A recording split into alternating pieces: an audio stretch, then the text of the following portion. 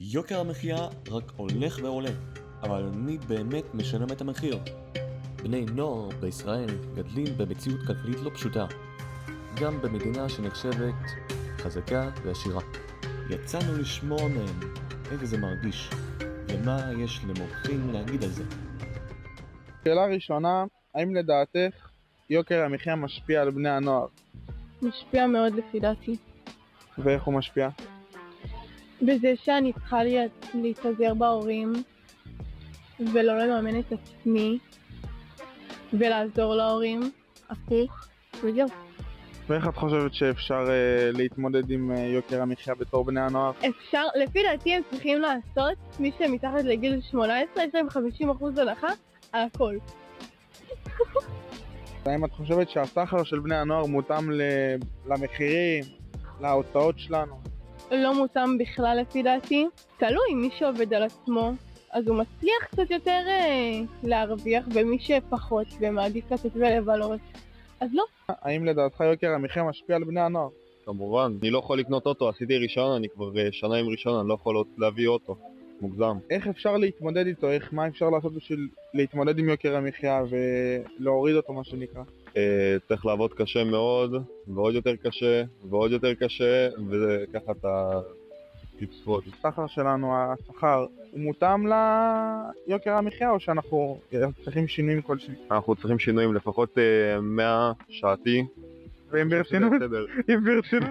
אז אוקיי, תראה, אז התופעה של יוקר המחיה היא תופעה שקיימת בישראל כבר כמה שנים ומאוד התגברה בעשור האחרון, כאשר אנחנו יכולים לראות את עצמנו במבט השוואתי לעומת מדינות אחרות שהן בעלות כלכלות דומות, ואז בעצם אנחנו משווים ושואלים האם יקר לחיות פה, והמדדים ההשוואתיים בהחלט מדברים על זה שבישראל יקר עד יקר מאוד ביחס למדינות שאליהן אנחנו משווים. אפשר לראות את זה בכל מקום, אפשר לראות את זה גם בתחום הדיור והבינוי, אפשר לראות את זה גם בתחום המזון והמשקאות, אם זה הוצאות על מסעדות או אוכל, אפשר לראות את זה בתחום הרכב, ולמעשה אפשר לראות את זה כמעט בכל תחום. ישראל היא גבוהה ביחס ליוקר המחיה במדינות שאליהן אנחנו משווים.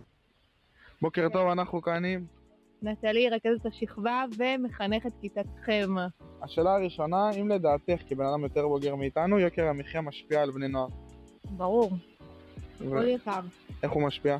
הם נאלצים לצאת לעבוד במקום לבוא ללימודים, זה בעיקר.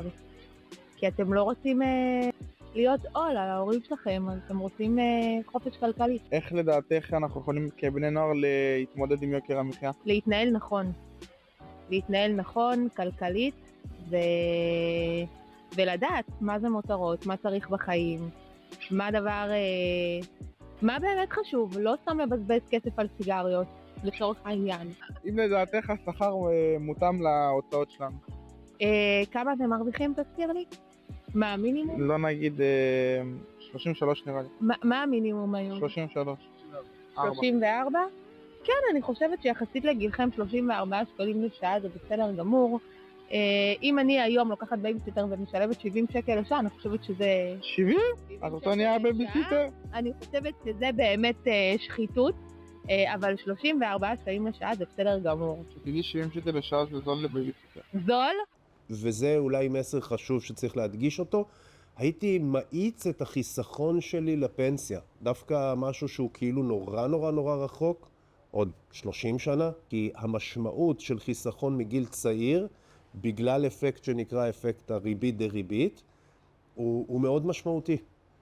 כי בעצם מה אומר אפקט הריבית דריבית? הריבית היא נצברת ריבית על ריבית על ריבית. כלומר, אתה ממשיך ומקבל ריבית על הרווחים שעשית בהשקעה הקודמת, וזה מתגלגל, ולכן זה מאיץ את הגדילה של החיסכון, ולכן ככל שמתחילים לחסוך מוקדם יותר, אתה בעצם תגיע לתשואה גדולה יותר. אז אם יש נקודה אחת שכן הייתי עושה, זה להגדיל את רמת החיסכון שלי מגילאים מאוד מאוד צעירים, וכשאני אומר גילאים מאוד מאוד צעירים, זה גילאים של מיד אחרי צבא.